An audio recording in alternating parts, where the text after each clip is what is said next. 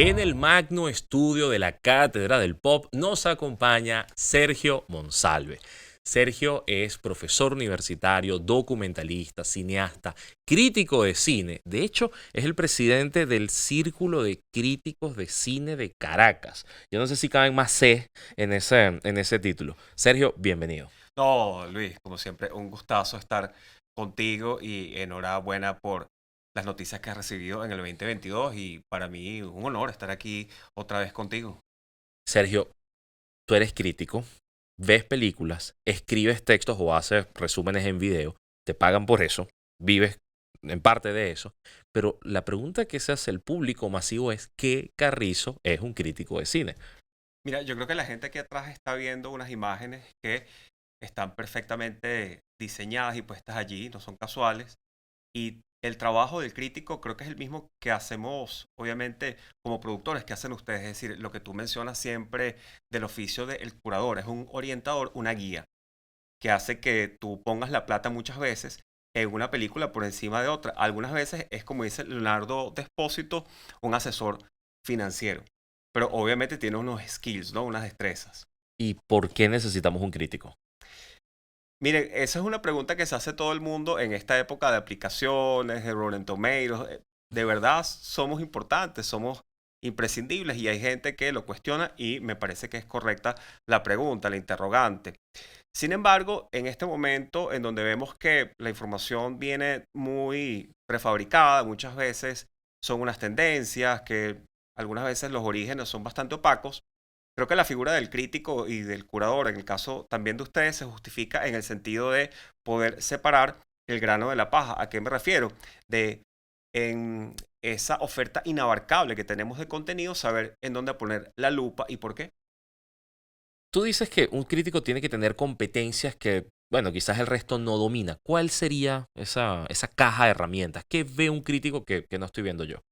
Sí, Luis, es importante porque hay todas unas teorías y metodologías que son como bastante complejas, no me voy a tener en ellas, pero sí creo que el trabajo del crítico se justifica en la revisión de lo que llaman los esquemas analíticos del filme, es decir, en la reivindicación de, primero, entender la película en un contexto, hay unas categorías de análisis para hacerlo, pero yo las voy a resumir de la siguiente manera. Sí. Primero está lo que llama Vicente Benet dentro de su esquema analítico de poner la película en situación de contexto, es decir, hablar de el origen de la película, el presupuesto, la cuestión que tiene que ver específicamente con la selección de su casting, en fin, o sea, todo lo que responde al contexto de la película. Luego está el diálogo con el pasado de esa película, es decir, lo que llaman el intertexto Ujú. o la función intertextual, que es buscar los vínculos que tiene la película, por ejemplo, Los Simpsons, que es una serie completamente metalingüística, ¿no? Entendiendo el metalenguaje como ese diálogo precisamente con un género, con una tendencia, en este caso la animación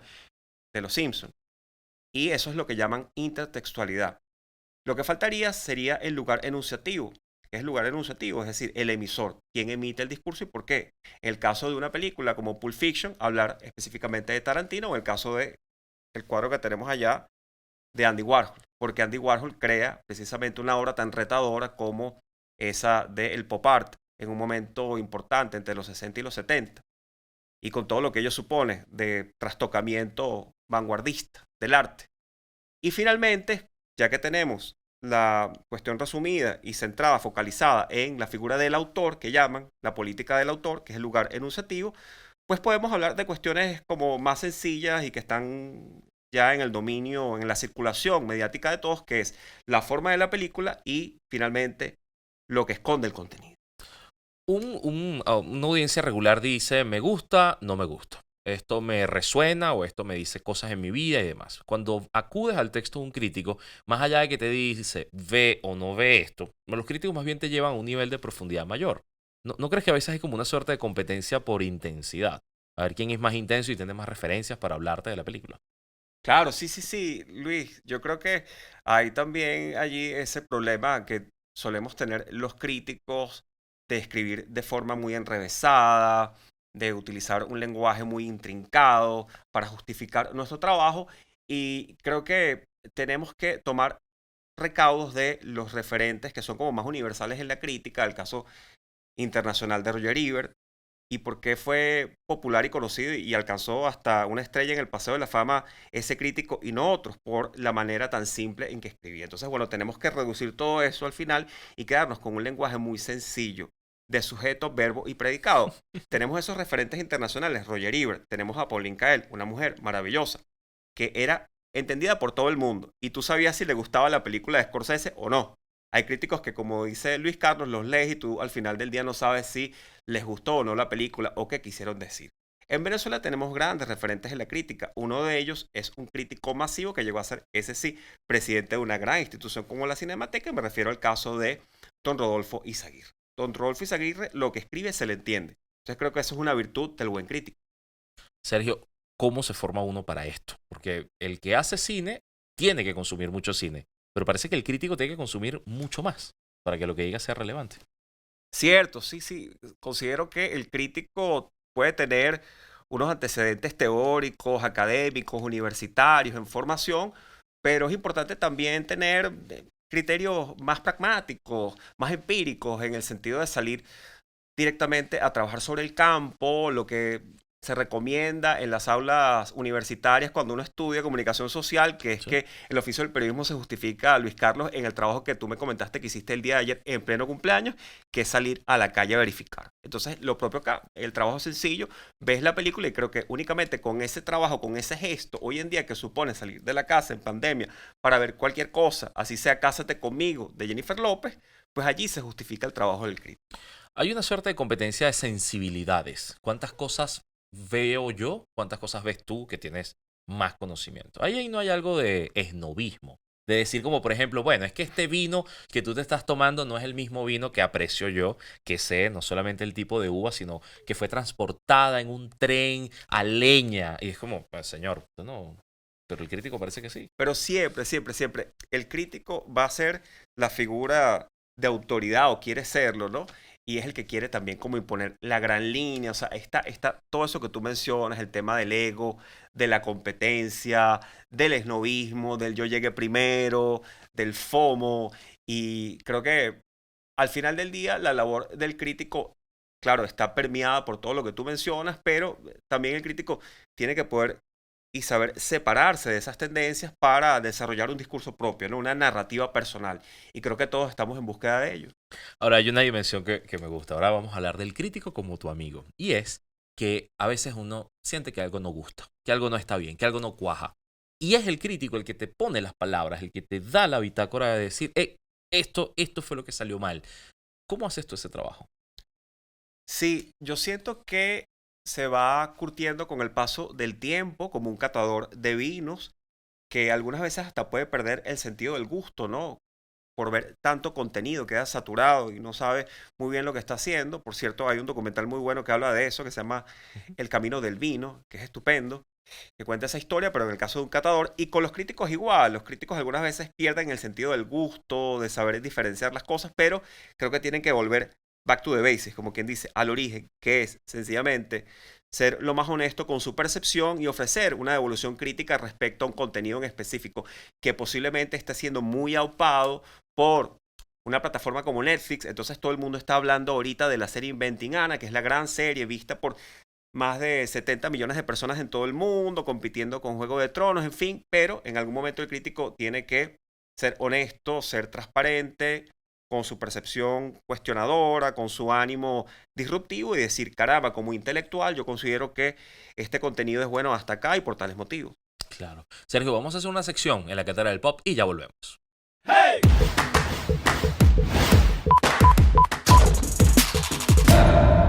En Futuro Binario, durante las últimas semanas los medios han informado que Meta y Facebook están perdiendo dinero muy rápido, ya que sus acciones en bolsa están bajando. Pero, al mejor estilo de una teoría conspirativa, parece que esto se hizo a propósito y es parte de un plan del Norman Osborn de la vida real, Mark Zuckerberg. Resulta que la empresa Meta tenía tanto billete que para las leyes norteamericanas era considerada una empresa Big Tech. Y hay un cierto nivel de limitantes a estas empresas justamente para evitar el monopolio. Pero ahora que ha perdido dinero, ya no se considera una Big Tech. ¿Y cuál es la diferencia? Pues que ahora pueden comprar y anexar empresas más pequeñas a Meta. ¿Y con qué fin? puedes crecer aún más y conquistar el mundo. Eso sí, un clic a la vez. Estos son peores que Pinky y Cerebro. Twitter, por favor, sálvanos del malvado señor Facebook. ¡Hey! Estamos de regreso en la Cátedra del Pop. Nos acompaña Sergio Monsalve, crítico de cine, profesor universitario, documentalista venezolano. Sergio, vienen las temporadas de premios cada año y ese es el momento en el que los críticos son llamados pero con desesperación, no solamente para que respondan ante los medios, sino que también me digan, mepa, de esta lista de 10, ¿cuál es la que sí debo ver, no debo ver? Porque los premios son importantes y ¿por qué no? Con el paso del tiempo. Claro, la temporada de premios se convierte en ese momento que estamos hablando precisamente de la gran criba, ¿no? De la gran curaduría del año. Tenemos demasiado contenido compitiendo en la bolsa, en el mercado de valores del cine, de modo que está bueno que haya un filtro de todo aquello, al menos para lo más mainstream, lo pop, incluso el contenido retador, iconoclasta que estamos esperando. Entonces creo que la temporada de premios es buena para eso, para hacer ese proceso máximo de decantación. Y tenemos una selección hecha ya, en el caso del Oscar, de 10 películas y con eso se cierra una larga temporada que, por cierto, by the way, arranca en mayo. Interesante, arranca en mayo con el Festival de Cannes, que es el primer gran festival, aunque muchos dicen que puede arrancar en enero con Sundance, Luis Carlos, y también con algo que pega por allí el viento de Berlín. Pero en cualquier caso, sabemos que esa temporada tiene un ciclo perfecto desde Cannes hasta finalmente la entrega del Oscar el 27 de marzo, en el 2022 al menos. Y tenemos 10 películas. Allí el crítico tiene una oferta sabrosa, rica, tiene como un pie de chocolate para elegir cuál pedazo es el más sabroso desde su punto de vista y cuál de repente hay que descartar. Hay una cosa que tú hiciste para 2021 que a mí me impresionó, y es que hiciste una suerte de resumen del año para decir, oye, estas son las 10 películas más importantes de 2021, pero era una trampa, porque hiciste las 10 tendencias de 2021 y cada tendencia era una lista como de 5, 6, 10 películas más, de manera que el menú era infinito.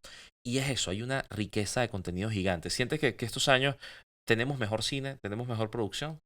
Sí, siempre está la tentación, Luis, que la conocemos, de decir, este es el peor año del cine, o el cine está muriendo, o las películas se acabaron, ya no hay buenas películas. Eso se consigue todo el tiempo y hay justificaciones para ello, como esa teoría de la muerte del cine que viene rodando desde tiempos así remotos del siglo XX, pues años 50 en adelante. Se está declarando la muerte del cine. Pero yo soy más bien optimista, Luis Carlos, como crítico. A mí me gusta ser un crítico generoso en el sentido de pensar que sí hay películas buenas para recomendar, sí hay buenas películas en esa bolsa, en esa selección del Oscar, y que creo que la función de nosotros no es señalar todo el tiempo con el dedo y condenar y decir todas estas películas son un desastre, no funcionan, sino por el contrario, saber apreciar lo bueno que tienen ellas. Hasta una película, como dije, una película lo más comercial es digna de aplicarle el método analítico crítico. Bueno, en casa hicimos una fiesta cuando viste The Muppets y te gustó. Era como, algo le gusta a Sergio Monsalve, felicidades. Y eran los Muppets. Una película genial. Claro, claro, claro. Sí, estamos viendo hoy en día que hay incluso todo este fenómeno que tú has analizado muy bien en la cátedra, que es el tema multiversico, ¿no?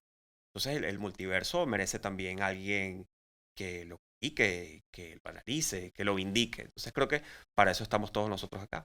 En la lista de los Oscars de 2022, para mejor película, hay cosas impresionantes como Belfast, El poder del perro, El método Williams y Drive My Car, una película japonesa a la que les he hecho muchísima promoción desde el año pasado, aunque no ha llegado todavía a grandes circuitos comerciales. ¿Qué descubrimiento hay en estas películas? Claro, qué interesante que mencionas este tema, Luis Carlos, porque tenemos acá una nutrida selección de 10 títulos que pasan de lo más convencional, caso posiblemente de Coda, que es como la película más friendly, ¿no? Más amigable, más empática, más inclusiva, más dialogante con todas las agendas, y está bien que esté allí. Pero tenemos contenidos que son mucho más fuertes, incluso para un crítico curtido de digerir. Es el caso, por ejemplo, de la película El Callejón de las Almas Perdidas, que nadie apostaba un peso para que llegase Ujú. a esta selección final y vaya como llegó. ¿Por qué? Por los pergaminos con los que cuenta su director Guillermo del Toro. Asimismo, el caso de una película tan trancada semióticamente como Duna, una película que a mí me parece poderosísima en todo sentido, pues una película que tiene eso que llaman en la Escuela de Barcelona iconas, que son grandes imágenes pregnantes, ¿no? Que se superponen a los diálogos, a las sentencias lapidarias, pero tenemos también una película que contiene sentencias lapidarias muy duras sobre la cultura contemporánea como Don't Look Up, y hay gente que la pondera, que la valora y que dice, está allí, y además lo justifica porque dice, caramba, qué fino, qué chévere, que finalmente el Oscar ponga el foco, la lupa sobre un género que cultiva, que hace industria como la comedia. Entonces, eso justifica la presencia de esa película con Leonardo DiCaprio, pero también películas más independientes como Licorice Pizza, o una película finalmente como la que tú mencionas, que fue la gran sorpresa, el gran batacazo de la nominación, una película japonesa muy pequeñita basada en un texto de Murakami, ya saben, el gran escritor japonés. Una película que en Venezuela se pudo ver, por cierto, en el Festival de la Crítica que organizamos nosotros en diciembre, una sola función, porque el fee es un tanto caro para poder estrenarla como tal durante meses. Ojalá que esa película igual, después con la corrida que está teniendo en el Oscar, pueda llegar a las salas de Venezuela, porque mucha gente quisiera verla, disfrutarla en la gran pantalla. Pero, como ven, este año el Oscar se puso los pantalones bien y dijo, hay que ser inclusivos. Bueno, seamos inclusivos, pero en el buen sentido. Al punto y al extremo que encima de todo esto se va a conceder, Luis, y ya lo sabemos nosotros, estamos emocionados, el premio de Twitter, que hay gente que lo reclama, hay gente que lo contesta, que se queja por ello, pero a mí me parece que está súper cool, súper chévere, que la gente se empodere y que diga, ¿qué prefiero? ¿La Liga de la Justicia o Spider-Man No Way Home? Y que al final se entregue un premio. Claro, el premio de la audiencia. Y a los críticos se les pide, Sergio, que hagan apuestas. Porque es divertido. Es divertido ver que la peguen y es divertido ver que se equivoquen. Que Porque ese es fracasen su y trabajo. ruedes. ¿Cuáles son tus apuestas de mejor actor, actriz, película para este año? Claro, sí, yo creo que basándose uno como en... a mi profesor Briseño dice que yo tiendo a ser como el Mr. Chips del cine, ¿no? Ya saben, manejar mucho como numeritos, pero creo que el más numerólogo del Círculo de Críticos más friki en eso es Edgar Roca, que estudió bibliotecología. Bueno, el punto es que, tomando en cuenta, en consideración lo que ha sido el performance de la temporada de premios, desde los Globos de Oro, pasando por las nominaciones a SAG, creo que lo que se va a imponer como tendencia es lo siguiente, y seguramente me voy a equivocar con algunas. Mejor actor está declarado ya como un premio para Will Smith por trayectoria. Es un premio que nadie le quita. Considero que la gran favorita en actriz, actuación femenina para un papel, en un rol de una mujer empoderada en una película contemporánea, es el caso de, ya saben, Nicole Kidman por su papel en Being Ricardo. Pero cuidado porque cuenta con una generación de relevo muy fuerte por detrás, encabezada por la actriz Kristen Stewart, que hace un papelazo en la película Spencer. Mejor dirección, creo que va a recaer sobre la gran trayectoria de una directora como Jane Campion, por trayectoria, por carrera, porque se lo debe, porque hizo una película espléndida como El Poder del Perro y es la gran favorita en estos años que estamos viviendo post-Me Too, que llaman, ¿no? Bajo lo que ha sido las consecuencias que trajo el caso Weinstein, y por ello justificadísimo este premio. O sea, por agenda y por trayectoria y por lo que sea. Y mejor película. Y mejor película, finalmente. Allí creo que vamos a entrar en Honduras y en complicaciones porque, a ver, la gran favorita por trayectoria, lo que ha sido el performance de la temporada de premios, Poder del Perro. Pero cuidado que cuenta con la competencia muy fuerte de otras películas que en último minuto pueden tranquilamente sobrepasarla, pues cruzar la meta. ¿Cuáles son estas películas que están por detrás, roncándole en la cueva a ese Poder del Perro para quitarle el poder? Yo creo que la película que puede sorprender acá puede ser Belfast, la misma Duna, que atención con Duna, que es una película que cuenta con 10 nominaciones, mientras que El Poder del Perro tiene 12. O sea, son las dos películas así como más respaldadas por la academia. Creo que entre ellas dos se va a cerrar la competencia. Sergio, una de las premisas de la crítica pareciera ir en contra de la mediocridad, en contra de las cosas malas, chimbas, lo que la industria te esconde. Cringe. ¿Cuáles son las que tú no perdonas? Mira, las películas que yo no perdono son películas que, independientemente de su género, su origen, su nacionalidad, no se atreven a manifestar un discurso que sea realmente distinto, diferente, que sean honestas, que manejen un discurso que realmente tenga personalidad. Películas que no perdono, películas carentes de identidad. Creo que allí está como mi máximo baremo. Pues cuando yo encuentro una película que no posee la magia de la personalidad propia, de la identidad, me doy cuenta sencillamente que están reproduciendo un contenido que ya he visto una y mil veces. Entonces, bueno, así como existió en un momento la lata de Warhol, de la sopa, Sí. una reproducción ya de esto, de esta versión clónica del pop que la vemos acá rato en las galerías nacionales, para mí ya no es lo mismo. Pues. Claro. No, uno se queda con la obra original que está acá. así como uno se queda con las obras originales. Cuando empieza ya la reproducción mecánica de esto, como diría Benjamin, ya empieza la cosa a oler un poco raro. Sergio, entonces, como catedrático del pop, recomiéndanos una o dos películas que sí crees que hay que recomendar, no importa que no sea de este año. De Listo, cualquier listo. momento. No, sencillito. Yo creo que ya hemos mencionado todas las películas del Oscar. Creo que insistir en Drive My Car, Licorice Pizza y las películas tapadas de la nominación, que son para mí las películas de documental, por ser director de documentales modestamente. Y creo que allí hay una oferta riquísima. Este año la competencia documental es una de las más preciosas. Y atención, porque hay un documental que puede dar la sorpresa en varias categorías, que tiene 3 nominaciones, que se llama Flea. Es brutal, es estupendo. No solo está nominado como mejor documental, sino en animación y en película extranjera. ¿Cuál va a ganar en película extranjera? Drive My Car seguramente, si lo permite otra película como fue La mano de Dios, Ok. de Sorrentino. Creo que son películas que están bastante tapadas, pero que están por allí para retarnos. Y en documental, cuidado con una película de origen asiático que se llama Ascension, que habla sobre todas las contradicciones del poder ahorita en China. Un tema que nos toca directa o indirectamente. Ascension, gran película, que está nominada en la categoría documental. Muchísimas gracias a Sergio Monsalve, crítico de cine, presidente del Círculo de Críticos de Cine de Caracas. Esto es La Cátedra del Pop.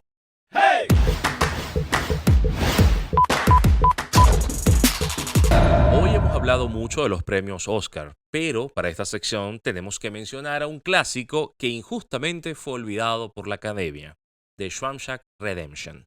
Esta película de 1994 cuenta la historia del banquero Andy Dufresne, quien fue juzgado por el asesinato de su esposa y condenado a pasar su vida en prisión, donde se hace pana de Morgan Freeman.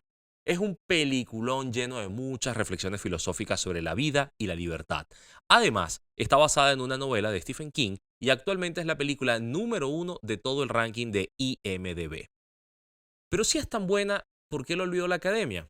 Pues recibió 7 nominaciones, pero no ganó ninguna, ya que ese año se enfrentó a otros 2 grandes pesos pesados del cine, Pulp Fiction y Forrest Gump.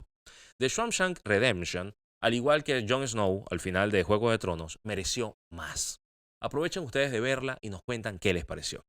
Así que esto ha sido todo el episodio en la Cátedra del Pop. No se olviden la tarea de esta semana: ver Euphoria, preparar su quiniela para los Oscar y capaz te ganas una Nutella. Síguenos en nuestras redes @Cátedra Pop en Instagram para mantenerte al día de las noticias de tus series y cumbieros favoritos. Y como diría el monje que vendió su Ferrari, show me the money. Nos vemos en la próxima cátedra.